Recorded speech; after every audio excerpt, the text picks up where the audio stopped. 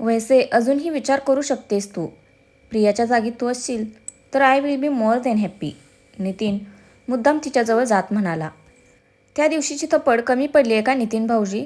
तसं असेल तर सांगा. यावेळेस अशा ठिकाणी मारेन की बसता उठता तुम्हाला आठवण राहील. दीक्षाने त्याच्यावर जळजळीत कटाक्ष टाकला आणि ती ताडताड पावलं टाकत वर निघून गेली. आता पुढे. नितीन कुस्तीत हसत तिच्या मागे चालला होता की त्याला कोणीतरी कॉलर धरून मागे ओढलं. त्याने मागे वळून पाहिलं तर समोर दक्ष उभा होता. न्यूज आवडली हां आपल्याला नितीन, तुझ्या लग्नाची. पण त्यानंतर जे माझ्या बायकोसोबत बोललास ते नाही बा आवडलं. तसंही लग्न आलंच आहे तुझं जवळ. घरचा आहेर द्यायला हवा ना तुला. दक्षने त्याची कॉलर पकडून जोरदार पंच मारला. तसं नितीनच्या नाकातून रक्त वाहायला लागलं. तो कळवत नाक पकडून उभा राहिला. हा ट्रेलर होता. सागर संगीत आहेराचीही लवकरच सोय करू हां, तोपर्यंत एन्जॉय. त्याच्या गालावर थोपटत दक्ष वर निघून गेला. नितीन तिकडेच उभा होता. नितीन हे काय झालं? प्रिया नुकतीच पोहोचली होती. ती त्याला पाहून धावतच आली. काही नाही. नितीनने जे झालं ते तिला सांगणं टाळलं. पण प्रिया समजून गेली. दीक्षा दिवसभर कामात गडली होती. 4च्या सुमारास तिला दिव्याचा फोन आला.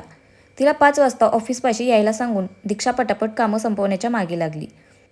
दिव्या आणि दीक्षा ऑफिसमधून निघाल्या तसा दक्षचा माणूसही त्यांच्या मागे गेला. दिव्याच्या बॉक्सचं काम करून दोघीही मॉलमध्ये घुसल्या टंगळमंगळ करत. जरासं शॉपिंग वगैरे करत दोघी भूक लागली म्हणून तिथल्याच एका कॅफेमध्ये बसल्या. ऑर्डर वगैरे देऊन झाल्यावर दीक्षानेच विषय काढला. दिव्या, आपलं घर किती मोठं आहे ना? मी तर अर्धच पाहिलंय अजून. तू दाखवशील का मला बाकी सगळं? दीक्षा हसून म्हणाली. हो दाखवते ना. अगं आधी ना लहान होता बंगला. तेव्हा 3च बेडरूम्स होत्या. एक गेस्टसाठी, एक आईबाबांची आणि एक आम्हा तिघांची. लहान होतो ना त्यामुळे चालून जायचं. दिव्या आठवणीत रमली होती. पण आम्हा तिघांची हे शब्द दीक्षाने बरोबर पकडले होते आणि तिची विचारचक्र सुरू झाली होती. दिव्या, तिघं म्हणजे? अजूनही कोणी राहायचं का तुमच्यासोबत? दीक्षाने विचारलं. भाई, दिव्या म्हणाली. भाई? मग आता कुठं आहे तो? दीक्षाने विचारलं. नाही आहे तो आता, सोडून गेला सगळं. दिव्या उदास होत म्हणाली. सोडून गेला? पण कुठे? दीक्षाने विचारलं. वहिनी, जाऊ देत ना, नको तो विषय, खूप त्रास होतो गं. दिव्याच्या डोळ्यात पाणी आलं. ते पाहून दीक्षाला वाईट वाटलं. बरं राहू देत, मी नाही विचारणार. पण तुला कधीही काही शेअर करावंसं वाटलं तर मला मन मोकळेपणाने सांग, okay? I am with you. Diksha तिचा हात हातात घेत म्हणाली तशी दिव्याने मान डोलावली. वहिनी, तुझ्याबद्दल सांग ना. तू कॉलेजमध्ये असताना एकदम फेमस असशील ना? दिव्याने विषय बदलत विचारलं. Kind of. आमचा ना 6 जणांचा ग्रुप होता. खूप मजा करायचो आम्ही. पण आत्ता? आता काय? दिव्याने विचारलं. सगळेच आपापल्या विश्वात बिझी झालेत. तिने बाकी काही सांगणं टाळलं. दिव्या म्हणाली आणि तिचं समोर लक्ष गेलं तशी ती डोळे विस्पारून पाहतच राहिली. दिव्या, काय झालं? दीक्षाचंही समोर लक्ष गेलं. तू? दोघी एकदम ओरडल्या. फरक फक्त इतकाच होता की दिव्या एक्साइटमेंटमध्ये ओरडली होती आणि दीक्षा फ्रस्ट्रेशनमध्ये. का म्हणून का विचारता? द ग्रेट दक्ष कारखानीचे समोर उभे होते, चेहऱ्यावर $1,000,000 स्माईल घेऊन. काय शोधलं की नाही तुम्हाला? मला अवॉइड करत होता ना. तो 3री चेअर ओढून बसलाही. दीक्षा कपाळावर आट्या घालून मनात त्याला शिव्या हसडत होती. बायको, जरा कमी शिव्या घाल मला. बघ बघ, तुझ्या प्रकोपाने त्या कोल्ड कॉफीमधूनही वाफा यायला लागल्यात. दक्ष तिच्या कानात पुटपुटला. तू काय करतोयस इकडे? दीक्षा दात ओठ खात पुटपुटली. अरे हे बरं आहे. मला सोडून तुम्ही ऐश करणार आणि मी तिकडे ऑफिसमध्ये बोर व्हायचं. नॉट फेअर ना. मग मी पण आलो मागे मागे. दक्ष दीक्षाच्या समोरचा कोल्ड कॉफीचा ग्लास उचलत म्हणाला. तुला हवी तर मागव दुसरी. दीक्षा डोळे वटारून पुटपुटली. शेअरिंग इज केअरिंग बायको. इससे प्यार बढ़ता है. दक्षने तिला डोळा मारला. कावळा कुठला? दीक्षाने डोळे फिरवले. तिचं दक्षकडे लक्ष गेलं, जो कॅज्युअल्समध्ये खरंच हँडसम दिसत होता. आसपासच्या मुली त्याला ताडत होत्या. वहिनी, आपण कुठल्या मूवीला जायचं? दिव्याने विचारलं. ज्युरॅसिक पार्क बघूया. तसंही दीक्षा तिच्या भाऊबंदांना मिस करत असेल ना खूप. दक्ष ओठ दाबून हसत म्हणाला. हो का? मला तर वाटते हॉरर मूवी बघूया. तेवढंच दक्षला तो कसा दिसतो त्याची जाणीव होईल ना. दीक्षा डोळे बारीक करत म्हणाली. तुम्ही किती गोड आहात. मी तुमचा फोटो काढते. दिव्याने उत्साहात तिचा फोन हातात घेतला. अरे जवळ या ना, ती म्हणाली तसा दक्षने दीक्षाच्या कमरेवर हात ठेवून तिला जवळ ओढलं. हस जरा बायको, कोल्ड कॉफी प्यायलीयस. जमाल गोटा दिल्यासारखं तोंड करू नकोस. दक्ष तिच्याकडे प्रेमाने पाहत पुटपुटला. तशी ती खुन्नस देऊन त्याच्याकडे पाहायला लागली. दिव्याने त्यांचे बरेच फोटोज काढले. हो नाही करता करता मूव्हीचा प्लॅन कॅन्सलच झाला. त्या बदल्यात दक्षने दिव्याला शॉपिंगचं आमिष दाखवलं. तशी ती खुश झाली. तुम्ही व्हा पुढे, मी वॉशरूमला जाऊन येते, दीक्षा म्हणाली आणि वॉशरूमकडे गेली. तिच्या डोक्यात अजूनही दिव्याचा भाई हा विषय घोळत होता. कोण आहे हा भाई? सक्का भाऊ होता का अजून कोणी? आणि सगळं सोडून गेला म्हणजे? वादावादी झालेली का? तसंच काहीच असावं, कारण घरात कोणीही त्याचं नाव घेत नाही. नक्कीच दक्ष आणि त्याच्यात काहीतरी झालं असणार. तसा पण आहेच तो भांडकुदळ. असो, ते जे झालं असेल ते असेल, पण त्या बंद रूमचं सिक्रेट मात्र लवकरात लवकर शोधावं लागणार आहे दीक्षा. पण सगळ्यात आधी तर त्या नितीनचा हिशोब चुकता करायचा आहे, मग बाकीचं सगळं. दीक्षाने तोंडावर पाणी मारलं आणि ती बाहेर आली. दक्ष आणि दिव्याला शोधत ती पुढे चालली होती की तिची नजर एका व्यक्तीवर गेली आणि तिचे एक्सप्रेशन झरझर बदलले. ही इकडे काय करते? दीक्षा पटकन तिच्या दिशेने गेली आणि आडोशाला थांबली. ती कोणाशी तरी फोनवर बोलत होती. दीक्षाला नीटसं कळत नव्हतं, पण तिच्या बोलण्यात लंडनचा उल्लेख वारंवार येत होता. लंडन? दिवी? ओ गॉड, दिवी लंडनला तर नसेल? तसं असेल तर इकडचा घोळ लवकरात लवकर आवरून मला लंडनला जावंच लागेल, तेही हिला काहीही न कळू देता. बास झालं, दिवीला तर मी आता शोधूनच राहणार, दीक्षा मनाशी विचार करत होती. भाऊ, तिच्या कानापाशी आवाज आला तशी ती एकदम दचकली. काय आहे? तिने वैतागत दक्षकडे पाहिलं. काय साईड बिझनेस सुरू केलाय का बायको? डिटेक्टिव्हगिरीचा? दक्ष ती पाहत होती तिकडे नजर टाकत म्हणाला. तुला काय करायचंय नाकतोड्या? दीक्षा नाक फुगत म्हणाली. मी आपलं विचारलं सहज, इथे लपून काय करतेस? दक्षने विचारलं. ते मी सहजच, दीक्षा गडबडली. असो, चला, तुमच्या लाडक्या नंदेने तुमच्यासाठी ढिगभर कपडे सिलेक्ट केलेत, येऊन बघायचे कष्ट घ्या, दक्ष तिरकस हसत म्हणाला. तशी दीक्षा त्याला खुन्नस देत पुढे चालायला लागली. शॉपिंग आणि डिनर वगैरे आवरून तिघे घरी आले. दक्षाचा कॉल होता त्यामुळे तो लॅपटॉप घेऊन बाहेर बाल्कनीत जाऊन बसला. दीक्षा आवरून बाहेर आली. तिला झोप येत नव्हती. तिने बाहेर बसलेला दक्षावर एक नजर टाकली आणि हळूच रूम बाहेर पडली. एव्हाना अनुराधाबाई आणि दिव्याही त्यांच्या रूममध्ये गेल्या होत्या. दीक्षाच्या रूमवरून सरळ पुढे गेल्यावर अगदी पॅसेजच्या शेवटी ती रूम होती. दीक्षा आजूबाजूचा कानोसा घेत हळूहळू चालत रूमपाशी आली. पॅसेजमध्ये लाईट्स चालू होते. तिने रूमच्या दरवाजांचं निरीक्षण केलं. कुठे सेन्सर वगैरे तर दिसत नव्हता. तिचं लॉककडे लक्ष गेलं. तेही साधंसंच वाटत होतं. म्हणजे जर त्या लॉकची की तिच्या हाताला लागली तर आरामात डुप्लिकेट चावी बनवून ती लॉक उघडू शकत होती.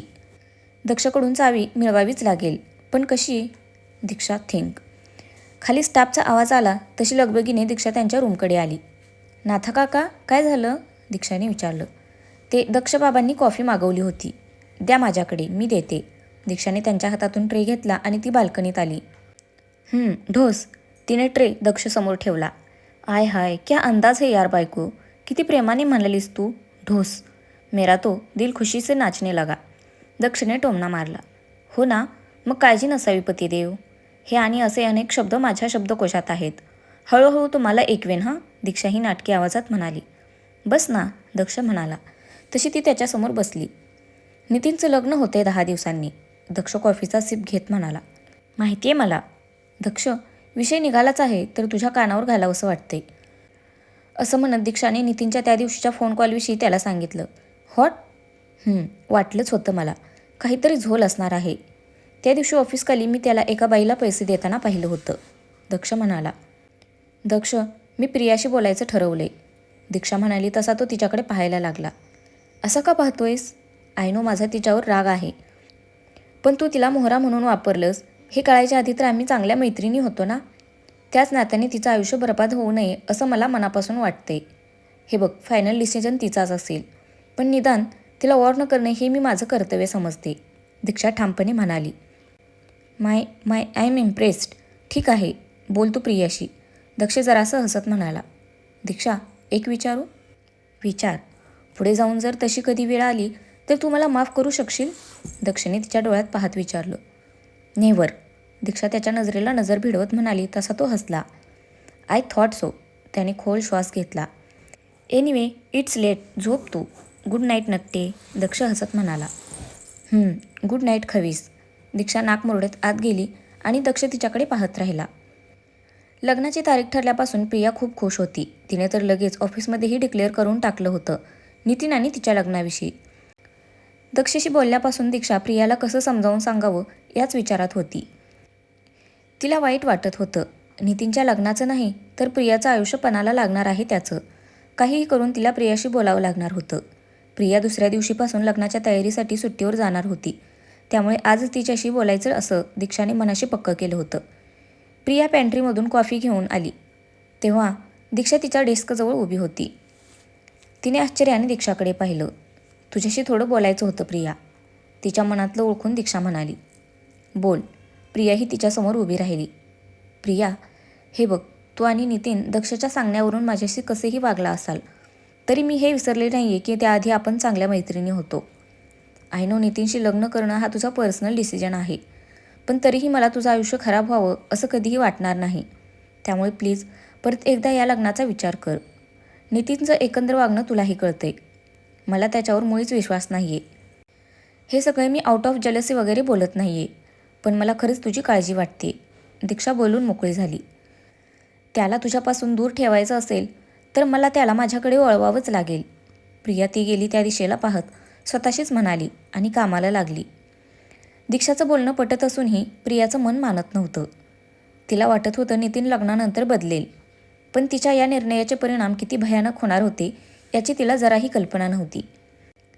दीक्षा प्रियाशी बोलून तर आली होती, पण मनाची अस्वस्थता काही कमी व्हायचं नाव घेत नव्हती. कितीतरी वेळ ती तंद्रीत लॅपटॉपकडे एकटक पाहत होती. ना कामात लक्ष होतं ना कशात. दक्ष 2 वेळा तिच्यासमोरून पास झाला होता, पण तिच्या ते लक्षातही आलं नव्हतं. डेस्कवरचा फोन वाजला तशी ती अचानक भानावर आली. हॅलो बायको, केबिनमध्ये ये. दक्षाचा आवाज आला तसे तिने डोळे फिरवले. दक्ष, हे बघ, बघायचं आहे तुला. खूप इच्छा झाली यार बायको तुला बघायची. लवकर ये. दक्ष हसके आवाजात म्हणाला आणि त्याने फोन कट केला. या घोड्याच्या तर बघायची इच्छा झाली आहे म्हणे. दीक्षा चरफडत दक्षच्या केबिनमध्ये घुसली. काय आहे रे, तिने कपाळावर आठ्या घालत विचारलं. हळूहळू जरा बायको, केवढ्यांदा रेखतीयस. दक्ष कान बंद करत म्हणाला. ओव्हर ॲक्टिंग की दुकान, हे सगळं तुझ्यामुळे झालंय. दीक्षा धुसफुसत होती. मी काय केलंय आता? तू हा असला फालतू खेळ खेळला नसतास ना तर ही वेळ आलीच नसती. मी काळजीपोटी प्रियाशी बोलायला गेले तर मला म्हणाली नितीनला एक चान्स द्यायचा आहे, कदाचित तो सुधारेल. सुधारेल माय फूट. कुत्र्याची शेपूट आहे तो. वाकडा तो वाकडाच राहणार. मूर्ख, त्याला सुधारण्याच्या बाता करते. दक्ष, मला काळजी वाटते तिची. दीक्षा अस्वस्थ होत केबिनभर फिरत होती. पाणी पी. दक्षने तिच्या हातात बॉटल दिली. अर्धवट राव कारखानीस. तुझा मेंदू गुडघ्यात आहे का रे? मी काय सांगते तुला आणि तू काय करतोयस? दीक्षा चिडून म्हणाली. अगं तू इकडे अशा फेऱ्या मारून काही होणार आहे का बायको? फार फार तर तुझी सँडल झिजेल, बाकी काही होणार नाही आहे. हे बघ, प्रिया त्या नितीनच्या प्रेमात पडली ते तिच्या मर्जीने. मी सांगितलं होतं का तिला की ए बाई, हा बघ, हा नितीन एक नंबरचा नालायक पोरगा, पण तरीही आणि पड याच्या प्रेमात. प्रत्येक गोष्टीचं खापर माझ्यावर फोडू नकोस हा तू. अरे पण दीक्षा, नितीन ही प्रियाची चॉईस आहे. तू इतकं समजावून पण ती ऐकत नाही आहे तर त्याला आपण काय करणार? मी नितीनला तुझ्या आयुष्यात पाठवलं मान्य, पण बाकी सगळ्या गोष्टी मी घडवून आणल्या असं म्हणणं मूर्खपणाचं आहे ना. ती पडली प्रेमात, आता तिला त्याच्याशीच लग्न करायचं आहे.